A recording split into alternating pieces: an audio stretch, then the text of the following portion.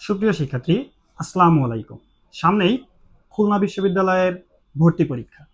তাই খুলনা বিশ্ববিদ্যালয়ে ভর্তি পরীক্ষায় আসা একটি রসায়নের প্রশ্ন নিয়ে তোমাদের সামনে হাজির হলাম। খেয়াল করে দেখো, এখানে বলা আছে 10 মিলিলিটার 0.1 এম HCl দ্রবণকে পূর্ণ প্রশমিত করতে 0.1 এম সোডিয়াম কার্বনেটের কত মিলিলিটার প্রয়োজন।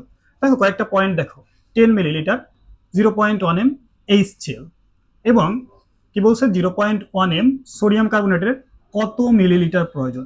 অর্থাৎ সূত্র আসবে V1S1E1 ইকুয়াল টু V2S2E2। এটা হচ্ছে পরিমাণগত রসায়নের একটা শর্টকাট সূত্র। খেয়াল করো, তাহলে তোমাকে বলেছে 10 ml 0.1 এম HCl। তাহলে এই V1 যদি আমি ধরি 10 ml, S1 যদি ধরি 0.1 এম এবং E1 অর্থাৎ তুল্য সংখ্যা, দেখো HCl এর তুল্য সংখ্যা কত? এই যে একটা হাইড্রোজেন প্রতিস্থাপিত হয়ে যেতে পারে, তাই হচ্ছে এটা কি 1। এবার তোমাকে বের করতে বলছে কিন্তু এই V2 আর S2 আর E2 এর মানটা দেখো। S2 হচ্ছে কি 0.1 এম সোডিয়াম কার্বনেট দরকার, তাই না? আর এই যে খেয়াল করে দেখো সোডিয়াম কার্বনেট অর্থাৎ কি, এটা হচ্ছে 2।